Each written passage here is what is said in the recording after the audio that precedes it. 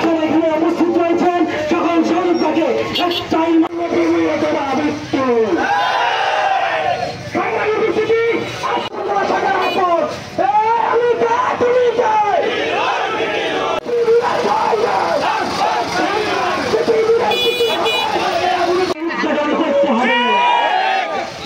জাতীয় পার্টিকে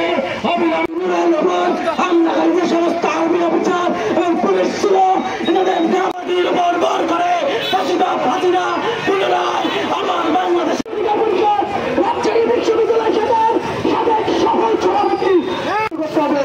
অন্যথায় আমরা রাজনীতির লড়াই কর্মসূচি করতে হবে। গণ অধিকার পরিষদ, ছাত্র অধিকার পরিষদ, যুব অধিকার পরিষদ ফাঁসিরা কারানা হোক। জানতে হবে বিভিন্ন কেন সেই আমরা